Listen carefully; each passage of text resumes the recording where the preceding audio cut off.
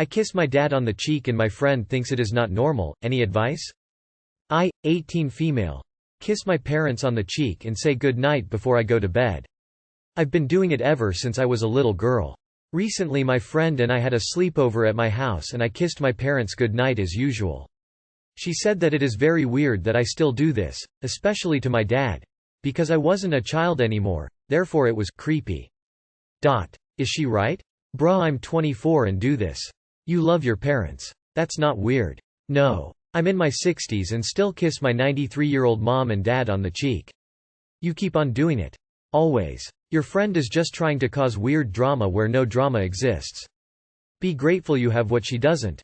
Don't listen to her. I'm 26 and once left an event that my parents were also attending, made it almost to the parking lot, realized I forgot to give them a hug and a kiss and walked all the way back inside. My dad's friend was shocked and nudged his daughter and said, "I wish you loved me like that." Tears of joy. It's a blessing to have a solid relationship with your parents' heart. I'm 37 and I kiss my dad on the cheek every time I leave their house. Not quite the same frequency but the same idea. It's totally fine. No, it's not creepy. It's sweet and perfectly healthy.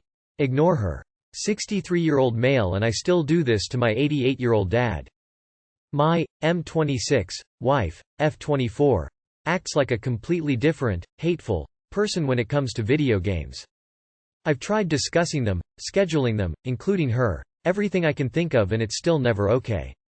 My current schedule is Friday and Saturday after 9 p.m., though it is usually closer to 10 between putting our two daughters to bed and doing whatever else she asks me before I start.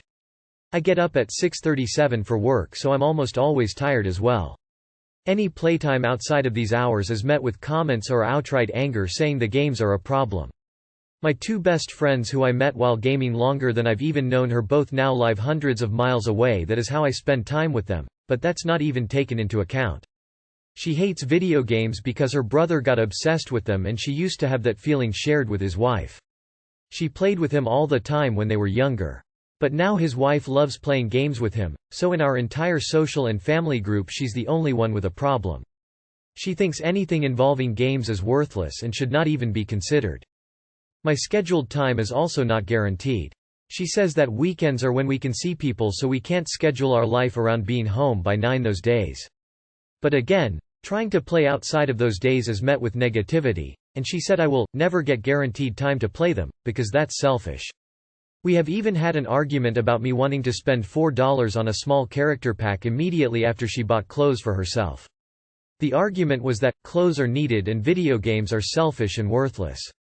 I then tried to reason with her and said she doesn't have to like them, but can she please just not make comments that are meant to make me feel bad? She replied, "No, because I hate them and you're going to hear about it." If she is doing anything productive or project-wise and I try to play, even if it's 10 at night, I'm expected to help her instead. And it's not like I don't handle responsibilities. I cook at least half the time, almost exclusively do dishes, pick up the house before I play, make her tea, give almost every bath time and diaper change, and do everything involving putting the girls to bed. As well as my job and any other tasks she asks me to do, including watching the kids whenever she wants to go see her friends. Between friends and family this is sometimes 3 nights a week. I also don't mind at all, I love my daughters. And yes, she pulls her weight plenty, I'm just giving examples to show I'm not a lazy bum of a husband. And we spend the entire rest of the week together either with ourselves or the family, so it's not a time or attention thing. But to add an immense amount of confusion, she'll buy me the games I've been wanting for like my birthday or Christmas. And she play games on her phone before she goes to bed, Candy Crush, which she says is not a real video game. So I'm really just lost on what to do. The last thing I told her was, I've tried everything I can to make you okay with this, and none of it matters. So restricting myself to this extremely small window that I don't even get half the time is pointless if you'll react the same anyway. So from now on I'm just going to play when I want to, and if you get mad, then get mad. She did not respond. Keep in mind, video games are the only situation where this happens. I love her and she's a peach the rest of the time. Less than 3. It's not worthless if it relieves stress and makes you happy. Stress will literally kill you. Video games seem pointless, sure, but so is watching TV. And plenty of people who turn their noses up at gaming will gladly watch 5 hours of TV which has not interaction at all. Why are you being put on a schedule like a child? It's not like you are neglecting your family and responsibilities by sitting on your ass for 7 hours straight. If that was the case I would understand her point, but with what you stated I don't see the issue here at all except her projecting her past with games onto you, and that is not okay. Talk about controlling. WTF. You're an adult and can do what you want. It's not hurting her, you, or your kids. Turn around and tell her to stop going on social media or stop watching TV because you don't like it, and make the same demands. Friday and Saturday after 9 p.m. and no other times. Otherwise she's a hypocrite. She's got a big problem that she better deal with, because this isn't going to change. You are an adult and her trying to control you will not end well. Resentment will build over the years and only get worse. Keep playing video games. It's your hobby. Sounds like bullying. She doesn't hate video games, dude. She just doesn't want to treat you like an adult. Trust me, if it wasn't video games, she would hate that you loved cars, or fishing, or drawing, or doing anything that doesn't involve her.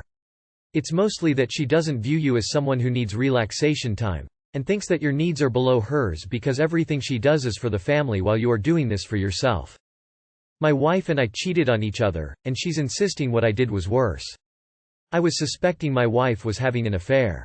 I was right. With one of my closest friends no less, who has a girlfriend.